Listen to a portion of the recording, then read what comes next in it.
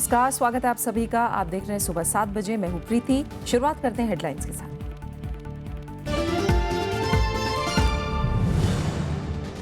Budget सत्र से पहले सभी दलों के नेताओं के साथ प्रधानमंत्री की बैठक। हर मुद्दे पर चर्चा का दिया भरोसा।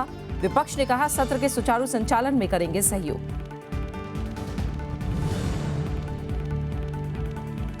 अरुणाचल मामले में कांग्रेस की राष्ट्रपति से दखल की मांग। सरकार गठन की कोशिशों को बताया असंवैधानिक। राष्ट्रपति शासन हटाने पर आज कैबिनेट में हो सकता है फैसला। जेएनयू छात्र संघ अध्यक्ष कन्हैया कुमार और एसआर गिलानी के खिलाफ अवमानना याचिका। पत्रकारों से मारपीट को लेकर सुप्रीम कोर्ट में सुनवाई आज। प्रेस काउंसिल ने पुलिस से मांगी रिपोर्ट।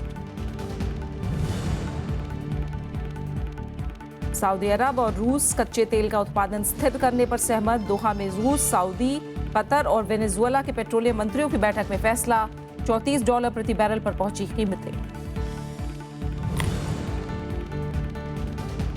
और 12वें दक्षिण एशियाई खेलों का रंगारंग समापन। आखिरी दिन महिला मुक्केबाजों ने सभी 3 स्वर्ण पर लगाए पंच।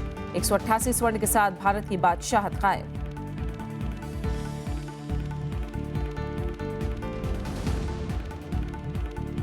सरकार ने विपक्ष को भरोसा दिलाया है कि वो बजट सत्र में सभी मुद्दों पर चर्चा के लिए तैयार है। दोनों सदनों में राजनीतिक दलों के नेताओं की बैठक में प्रधानमंत्री नरेंद्र मोदी ने सत्र के सुचारू संचालन के लिए विपक्ष से सहयोग मांगा। विपक्ष ने सहयोग का भरोसा तो दिया, लेकिन जेएनयू विवाद जैसे कई अहम मुद्दे भी उठाए। सभी पॉलिटिकल पार्टीज ने एक स्वर से, कुछ पार्टीज है तो जोर दे के कहा सदन चलना चाहिए। किसी परिस्थिति में सदन का गतिरोध नहीं होना चाहिए। हम तो हमेशा इस मत के हैं कि बिल पास होने चाहिए, कानून पास होने चाहिए और हर बिल मेरिट पे उसकी चर्चा होगी। जेएनयू विवाद पर सरकार और विपक्ष में तीखी तकरार के बीच यही एक बात थी जिस पर सत्ता पक्ष और प्रतिपक्ष 2 घंटे की बैठक में सहमत दिखे। बैठक में जेएनयू विवाद पर सरकार और विपक्ष ने अपनी बात भी पुरजोर तरीके से रखी। The government stand is an inquiry is on, let the inquiry be completed. One. Secondly, these slogans or these posters are totally highly objectionable. That has been made very clear. Kanhaiya Kumar, उन्होंने कोई भी कॉन्स्टिट्यूशन के खिलाफ या देश की एकता अखंडता के खिलाफ कोई भी ऐसी बात नहीं बताई है, तो उनको सेडिशन केस में बंद कर दिया गया है। ये अनुचित। लेकिन हमने ये भी बता दिया कि ऐसे लोग जो देश के खिलाफ है उनको हमारा कोई समर्थन नहीं, उनकी कार्रवाई कर दी जाए। संसद का बजट सत्र 23 फरवरी से शुरू हो रहा है। प्रधानमंत्री ने विपक्ष को भरोसा दिलाया कि उनकी सरकार सभी मुद्दों पर चर्चा के लिए तैयार है। विशाल दहिया, राज्यसभा टीवी। केंद्रीय मंत्रिमंडल अरुणाचल प्रदेश से राष्ट्रपति शासन हटाने को लेकर आज फैसला कर सकता है। इससे पहले कल सुप्रीम कोर्ट ने अरुणाचल प्रदेश में यथास्थिति बनाए रखने और नई सरकार के गठन को रोकने से इनकार कर दिया था। इसके बाद कांग्रेस नेताओं ने राष्ट्रपति से मुलाकात कर इस मामले में दखल देने की मांग की और राज्य में नई सरकार के गठन की कोशिश को असंवैधानिक करार दिया। सुप्रीम कोर्ट ने अरुणाचल प्रदेश में नई सरकार को शपथ दिलाने से रोकने की मांग खारिज कर दी। कोर्ट ने मंगलवार को कांग्रेस नेताओं की राज्य में यथास्थिति बनाए रखने से जुड़ी अपील पर अंतरिम आदेश देने से इनकार कर दिया। सुप्रीम कोर्ट ने कहा कि वो गुणदोष के आधार पर मामले की सुनवाई करेंगे, लेकिन अदालतें किसी संवैधानिक प्राधिकार को फैसला लेने से रोक नहीं सकती। ऐसे फैसले को निरस्त किया जा सकता है, लेकिन उसे फैसले लेने से रोकने का आग्रह पूरी तरह से गलत है। पूर्व मुख्यमंत्री नबाम तुकी ने मामला सुप्रीम कोर्ट में लंबित होने के बावजूद राज्य में नई सरकार के गठन की कोशिशों पर सवाल उठाया है। Now, what is so hurry to claim formation of government at this hour, where matter is pending before the court? Supreme court से राहत नहीं मिलने पर कांग्रेस के 4 सदस्यीय प्रतिनिधिमंडल ने मंगलवार को राष्ट्रपति प्रणब मुखर्जी से मुलाकात की और उन्हें अरुणाचल प्रदेश के ताज़ा राजनीतिक घटनाक्रम की जानकारी दी। कांग्रेस ने राष्ट्रपति को बताया कि राज्यपाल असंवैधानिक तरीके से अरुणाचल प्रदेश में सरकार गठन की कोशिश कर रहे हैं, जबकि कांग्रेस के 19 बागी विधायक दल बदल कानून के मुताबिक खुद ही अयोग्य घोषित हो जाते हैं। Informed him that any act of the government to any act of the center, any act of the union government to swear in Kalikopul would be not just unconstitutional but unheard of. And we have explained all these facts to the President, to Rashtrapati ji, and we have requested him to take note of it. Supreme court के इनकार के बाद राज्य में सरकार गठन की संभावना बढ़ गई है। आज कैबिनेट की बैठक में राष्ट्रपति शासन हटाने पर फैसला हो सकता है। इससे पहले सोमवार को असंतुष्ट कांग्रेस नेता कलिखोपुल ने राज्यपाल जेपी राजखोवा से मुलाकात की थी और राज्य में नई सरकार बनाने का दावा पेश किया था। उन्होंने 31 विधायकों का समर्थन पत्र भी सौंपा। फिलहाल अरुणाचल प्रदेश में राष्ट्रपति शासन लागू है। Bureau report, Rajya Sabha TV. JNU विवाद में पटियाला हाउस कोर्ट में पत्रकारों की पिटाई को लेकर भारतीय प्रेस परिषद ने दिल्ली पुलिस से रिपोर्ट मांगी है। वहीं सुप्रीम कोर्ट में आज इससे जुड़ी याचिका पर सुनवाई होनी है। इससे पहले कल पत्रकारों ने विरोध मार्च निकाला। पटियाला हाउस कोर्ट परिसर में मीडिया कर्मियों से बदसलूकी का विरोध शुक्रवार को सड़कों पर भी हुआ। पत्रकारों ने प्रेस क्लब से लेकर सुप्रीम कोर्ट तक मार्च निकाला और Delhi police commissioner BS Bassi को बर्खास्त करने की मांग की। पत्रकारों ने सुप्रीम कोर्ट को ज्ञापन सौंपकर दोषियों पर तुरंत कार्रवाई की मांग की। पत्रकार जो नारा नहीं लगा रहा है, जो अपना काम कर रहा है, जो बीट रिपोर्टर है, अगर बीट रिपोर्टर को आप इस तरह से मारेंगे, पीटेंगे, उनके कपड़े फाड़ेंगे, उनके फ़ोन स्नैच करके फेंकेंगे, उनको कमरे में बंद करेंगे और पुलिस मौजूद थी वहाँ पर, खामोश देख रही थी, तो हमें ये पूछना होगा कि प्रशासन कहाँ है, ये क्या हो रहा है, हम कब तक सहेंगे। सुप्रीम कोर्ट के वकीलों ने भी पत्रकारों के समर्थन में मार्च निकाला और पत्रकारों पर हमले के दोषियों को तुरंत गिरफ्तार करने की मांग की। देश के मुख्य न्यायाधीश टीएस ठाकुर इस मसले पर गुरुवार को पत्रकारों से मुलाकात करेंगे। रजिस्ट्रार सुप्रीम कोर्ट को अपना मेमोरेंडम दिया है और आप लोग जो आए उसका जितना सिग्नेचर है वो भी हमने उनको दिया है और रजिस्ट्रार ने ये कहा है कि अभी सुप्रीम कोर्ट चीफ जस्टिस जो हैं वो बिजी हैं, लेकिन 1 या 2 दिन में हमारे डेलीगेशन को वो मौका देंगे जहां हम अपनी बात उनके पास रख पाएंगे। सोमवार को जेएनयू छात्र संघ अध्यक्ष कन्हैया कुमार की पटियाला हाउस कोर्ट में पेशी के दौरान वकीलों ने पत्रकारों और छात्रों पर हमला किया था। इसमें 10 से ज्यादा पत्रकारों को चोट आई थी। पत्रकारों का एक प्रतिनिधिमंडल मंगलवार को गृह मंत्री राजनाथ सिंह से भी मिला। अभी गृह मंत्री जी से मिलकर आए हैं हम। उन्होंने कहा है कि एक डेमोक्रेसी के लिए बहुत ही अनफॉर्चुनेट घटना है, एक त्वरित कार्रवाई का उन्होंने आश्वासन दिया है। पत्रकारों पर हमले के खिलाफ सुप्रीम कोर्ट में जनहित याचिका भी दायर की गई है। इस पर बुधवार को सुनवाई होगी। इस याचिका में अदालतों में सबकी सुरक्षा सुनिश्चित करने की मांग की गई है। उधर दिल्ली हाईकोर्ट ने जेएनयू विवाद की एनआईए जांच की मांग खारिज कर दी है। कोर्ट ने कहा कि पुलिस मामले की जांच कर रही है, इसलिए किसी और जांच की जरूरत नहीं है। अनु दीवान के साथ विपिन चौहान, राज्यसभा टीवी। जेएनयू छात्रों को समर्थन देते हुए विश्वविद्यालय के शिक्षक भी हड़ताल पर चले गए तो हार्वर्ड, ऑक्सफोर्ड, कोलंबिया और येल समेत दुनिया भर के कई मशहूर विश्वविद्यालयों के 455 शिक्षक भी छात्रों के समर्थन में सामने आए हैं। इस बीच छात्र संघ अध्यक्ष कन्हैया कुमार और डीयू के पूर्व प्रोफेसर एसआर गिलानी के खिलाफ सुप्रीम कोर्ट में अवमानना याचिका दायर की गई है। ये तस्वीरें जेएनयू की हैं। पहली तस्वीर में कथित तौर से देश विरोधी नारे लगाने वाले छात्रों का विरोध हो रहा है। दूसरी तस्वीर जेएनयू के अंदर की है, जहां छात्र संघ अध्यक्ष कन्हैया कुमार की रिहाई की मांग की जा रही है।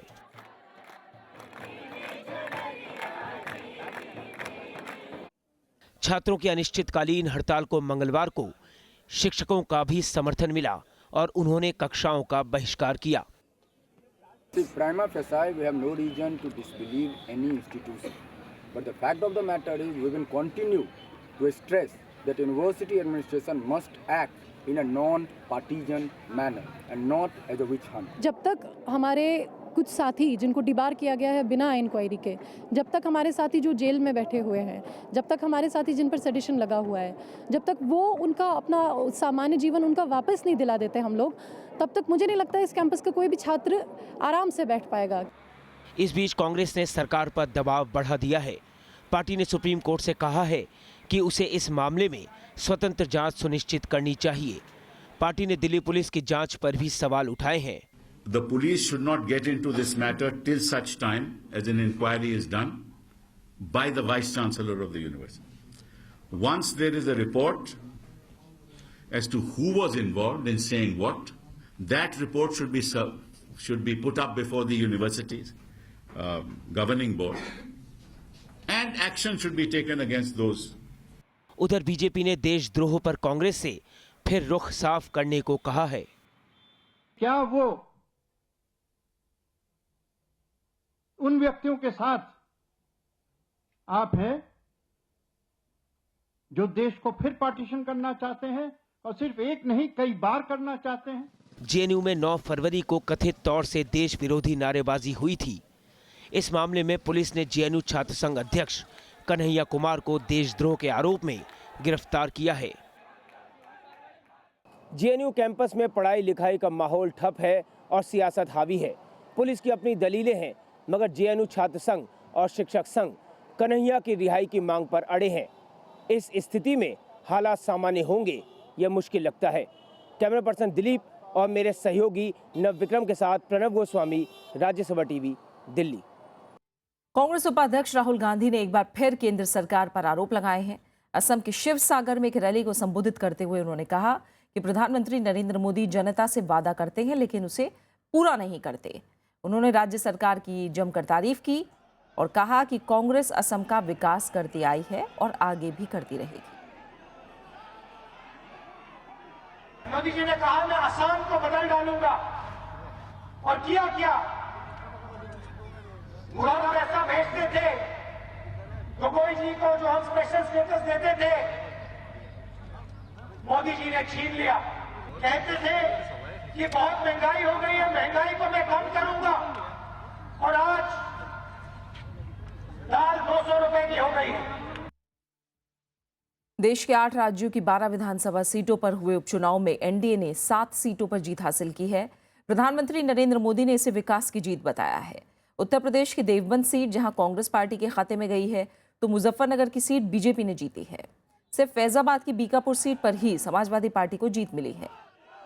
महाराष्ट्र में शिवसेना पालघर विधानसभा सीट बचाने में कामयाब रही है।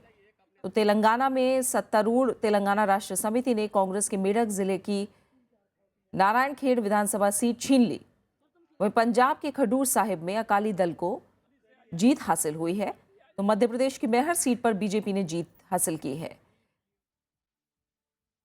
इसके अलावा त्रिपुरा में सत्तारूढ़ सीपीएम ने बीरगंज उपचुनाव में जीत हासिल की।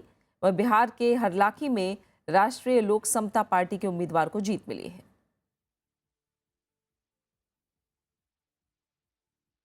महाराष्ट्र में इस साल 124 किसान अपनी जान दे चुके हैं। बॉम्बे हाईकोर्ट में सूखे पर सुनवाई के दौरान राज्य सरकार ने ये आंकड़े पेश किए। किसानों की खुदकुशी के मामले में हाईकोर्ट ने सरकार से जवाब मांगा था। एक हफ्ते पहले सरकार ने आत्महत्या का आंकड़ा 80 बताया था, तो अब बढ़कर 124 पर जा पहुंचा है। अदालत ने सरकार से पूछा कि किसानों की बिगड़ती हालत और उनकी खुदकुशी की घटनाओं को रोकने के लिए क्या कदम उठाए जा रहे हैं। सरकार ने अदालत में ये भी बताया कि केंद्र की तरफ से 3,500 करोड़ और राज्य सरकार की तरफ से 2,500 करोड़ रुपए देने का ऐलान हुआ है, जिसमें से करीब 15 करोड़ रुपए जारी कर दिए गए हैं। पिछले साल राज्य में सूखे और गरीबी से 1,000 किसान मौत को गले लगा चुके हैं।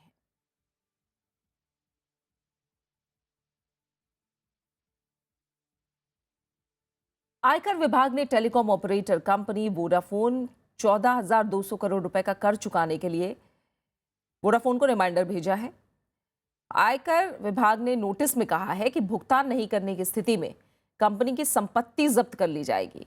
हालांकि ब्रिटेन की कंपनी वोडाफोन ने कहा है कि आयकर विभाग का ये कदम प्रधानमंत्री नरेंद्र मोदी के कर अनुकूल माहौल उपलब्ध कराने के वादे से तालमेल नहीं रखता है। विभाग ने 4 फरवरी को नोटिस भेजकर भुगतान करने को कहा है। ये नोटिस कंपनी को 2007 में 11 अरब डॉलर में हचिनसन वाम्पाओ के भारतीय दूरसंचार कारोबार के अधिग्रहण के मामले में भेजा गया है। ये मामला फिलहाल अंतर्राष्ट्रीय मध्यस्थता में है। कांग्रेस ने भी सरकार के इस फैसले पर सवाल खड़े किए हैं। इस बीच राजस्व सचिव हसमुख अधिया ने वोडाफोन को भेजे गए नोटिस को नियमित कार्रवाई का हिस्सा बताया है। They will say is that this is legitimate tax collection.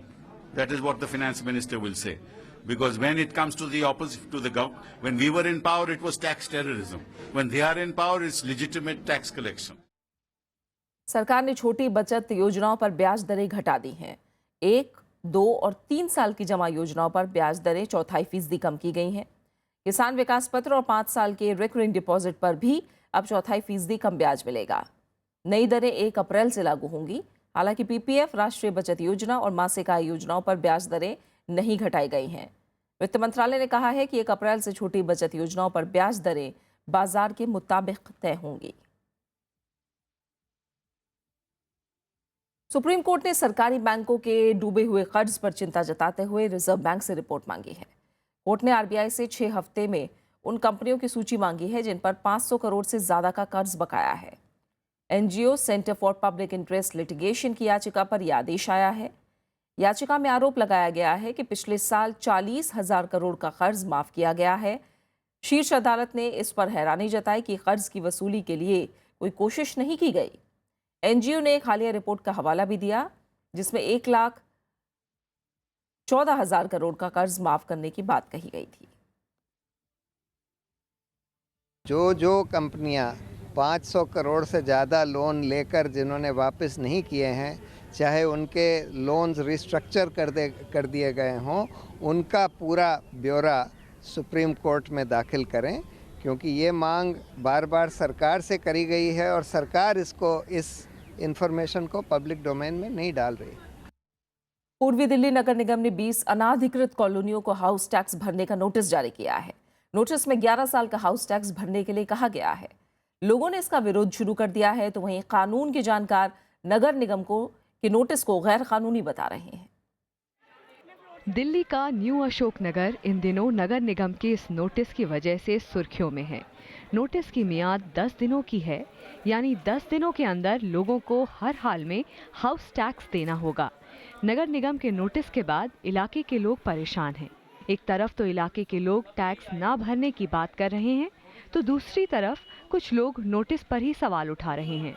लोगों का कहना है कि जब उनकी कॉलोनी अधिकृत नहीं है तो फिर वो टैक्स क्यों दें। टैक्स इसलिए नहीं दे रहे मैडम जी कि ये जो हमारा सुविधा है यहाँ पर, हमें सुविधा पूरी तरह से नहीं मिली थी उस समय, जिस समय से ये मांग रहे हैं, लेकिन हम देने के लिए तैयार हैं जब से हमें ये सुविधा दे रहे हैं। जब सुविधा होंगी तो सब देंगे, और जब कुछ सुविधा ना तो कोई ना दे रहा तो हम भी ना दे रहे। सरकार से अपनी ज़मीन का मालिकाना हक हर कोई लेना चाहता है। अनऑथराइज कॉलोनी में रह रहे लोगों की भी यही मांग है, लेकिन बिना मालिकाना हक के अगर हाउस टैक्स भरने का नोटिस थमा दिया जाए तो वो कितना जायज़ कहलाएगा। उधर नगर निगम इस नोटिस को लेकर अपनी दलील दे रहा है। पूर्वी दिल्ली नगर निगम के मेयर का कहना है कि वो दिल्ली सरकार के आदेश का पालन कर रहा है।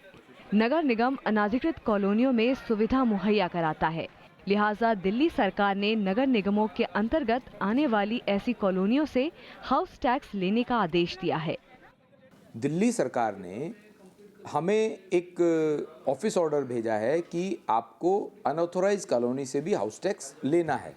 वहीं कानून के जानकारों का कहना है कि दिल्ली सरकार के आदेश पर नगर निगम की ये कार्रवाई गैर कानूनी है।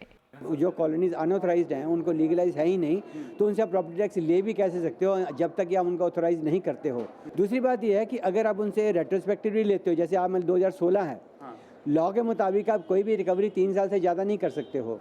पूर्वी दिल्ली नगर निगम में करीब 250 अनाधिकृत कॉलोनियां हैं, जिनमें से अब तक करीब 20 कॉलोनियों को हाउस टैक्स देने का नोटिस दिया गया है। 2011 में दिल्ली नगर निगम ने अनाधिकृत कॉलोनियों से टैक्स लेने का प्रस्ताव लाया था, लेकिन शीला सरकार ने खारिज कर दिया था। अनु दीवान, राज्यसभा टीवी। दुनिया के 4 बड़े तेल उत्पादक देशों के बीच तेल उत्पादन में कटौती को लेकर सहमति बन गई है।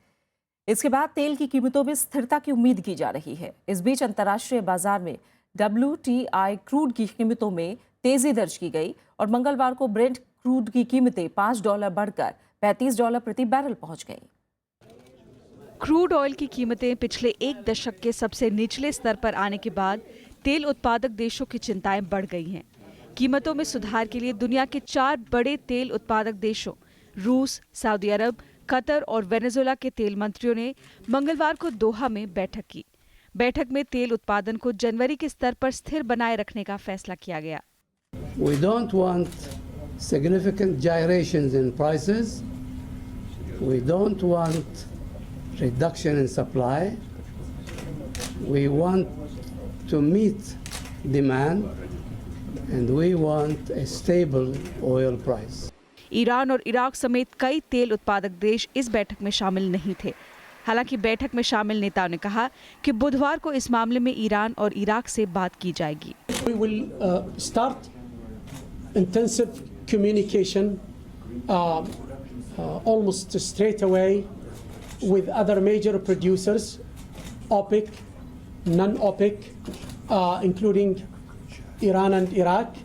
ईरान पर लंबे अरसे से जारी अंतर्राष्ट्रीय प्रतिबंध जनवरी में हटाए गए हैं। ईरान प्रतिबंधों के दौरान खोई अपनी बाजार हिस्सेदारी फिर से हासिल करने में जुटा है। इधर क्रूड के दाम $30 प्रति बैरल तक गिरने की वजह से तेल उत्पादक देशों को भारी नुकसान हो रहा था। इसका सीधा असर सऊदी अरब, रूस और वेनेजुएला की वित्तीय स्थिति पर पड़ा है। Bureau report, Rajya Sabha TV. संयुक्त राष्ट्र ने यमन में जारी हिंसा पर चिंता जताते हुए कहा है कि यहाँ संघर्ष में बड़ी तादाद में आम नागरिक मारे गए हैं और ये सिलसिला जारी है। संयुक्त राष्ट्र के मुताबिक मार्च 2015 में सऊदी गठबंधन के हमलों के बाद से यमन में 35,000 से ज्यादा लोग मारे गए हैं। पिछले 700 से ज्यादा बच्चे भी इनमें शामिल हैं। संयुक्त राष्ट्र ने कहा है कि मरने वालों में करीब 3,000 आम नागरिक हैं। यमन में शिया विद्रोहियों ने जनवरी 2015 में राजधानी सना पर कब्जा कर लिया था। इसके बाद मार्च में सऊदी अरब के नेतृत्व में अरब देशों ने यहां हवाई हमले शुरू कर दिए थे।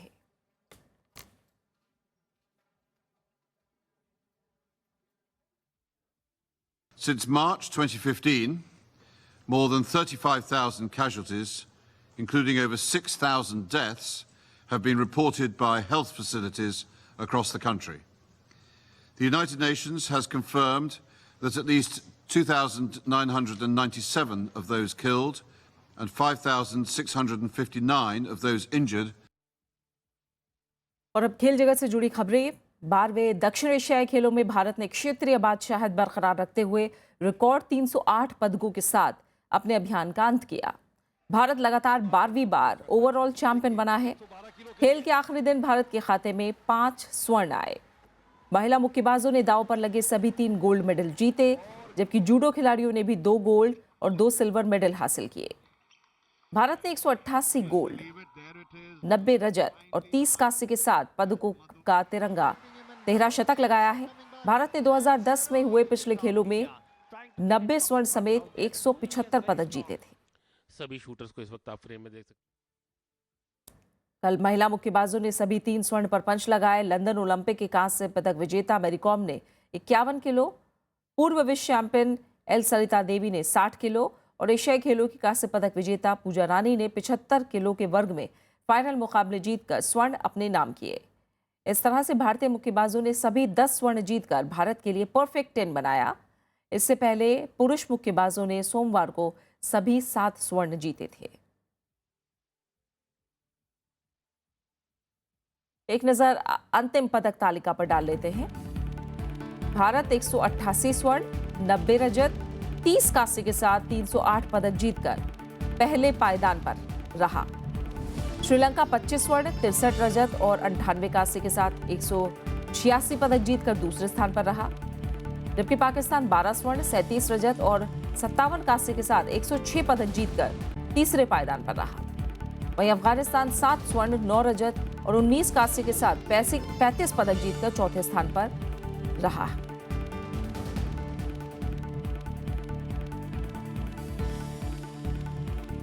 मंगलवार को 12वें दक्षिण एशियाई खेलों का समापन हो गया।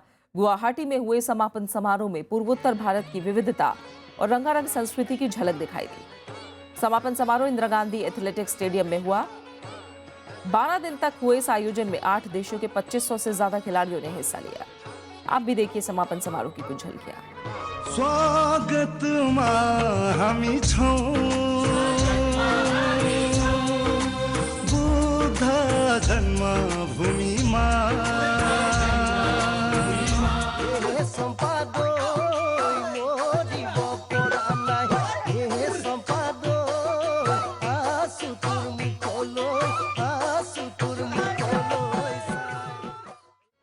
और आखिर में एक नजर हेडलाइंस पर।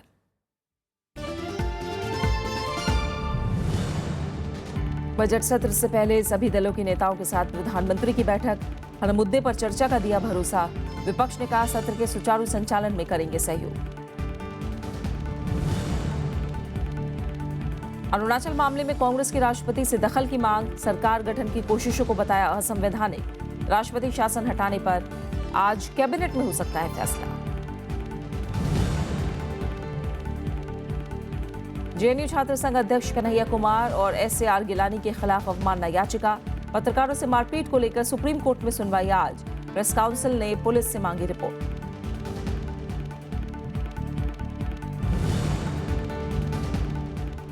सऊदी अरब और रूस कच्चे तेल का उत्पादन स्थिर करने पर सहमत।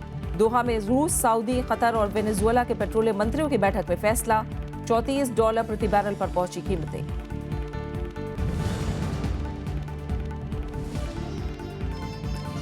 12वें दक्षिण एशियाई खेलों का रंगारंग समापन। आखिरी दिन महिला मुक्केबाजों ने सभी 3 स्वर्ण पर लगाए पंच। 188 स्वर्ण के साथ भारत की बादशाहत कायम।